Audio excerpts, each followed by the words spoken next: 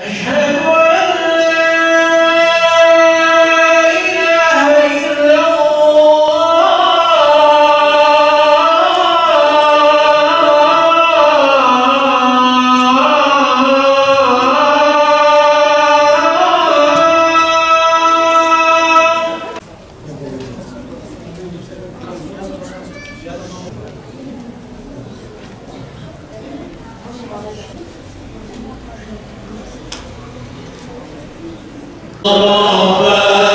سيدي المرسلين حق لا إله إلا الله حي لا إله حي قيوم لا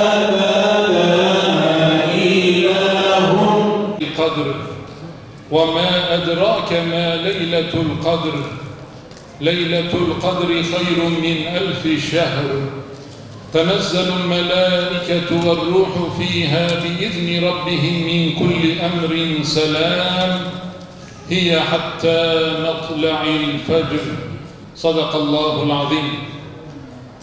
Bizleri ve bütün mevcudatı yoktan var eden, varlığından haberdar ettiren Allah Azze ve Celle Hazretlerine sonsuz hamdü senalar ediyoruz.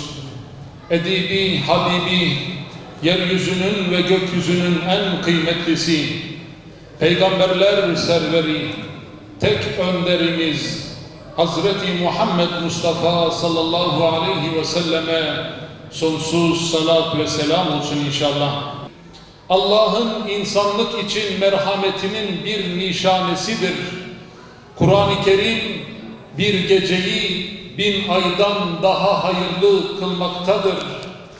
O huzuru sağlayan bir kitaptır.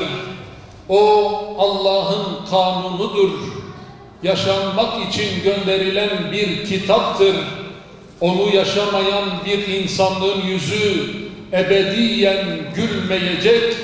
Ondan kaçanlar hep hüsrana uğrayacaktır. Ne zaman ki Müslümanlar Kur'an'ı kendilerine rehber edindiler, işte o gün Müslümanlar yükseldiler. Ne zaman ki Müslümanlar Kur'an'ı sadece mezarlıklarda okumaya başladılar, sadece belirli gün ve gecelerde raflarından indirip o gecelerde okudular ve ne zaman ki Kur'an'ı hayatımızın dışına bıraktıysak, işte o gün Müslümanlar düşüşe geçtiler. İşte o gün Müslümanlar parçalanmaya başladılar. Bugün Müslümanların halini hepimiz görüyoruz değil mi? Nerede bir kan, nerede bir gözyaşı, nerede bir zulüm varsa orada Müslümanlar var sadece. Neden? Çünkü Kur'an'ın emirlerini tatbik etmediğimizden dolayıdır. Halbuki Cenab-ı Allah Celle Celaluhu Allah'ın ipine sımsıkı sarılınız buyuruyor. Bölünmeyiniz, parçalanmayınız buyurduğu halde bizler maalesef Allah'ın emirlerini hakkıyla yerine getirmediğimizden dolayı bugün böyle bölük, pörçük bir duruma düştük. Allah bizleri tekrar toparlasın inşallah. Allahümme salli ala seyyidina Muhammedin nebiyyil ummi ve ala alihi ve sahbihi ve sellim. Celle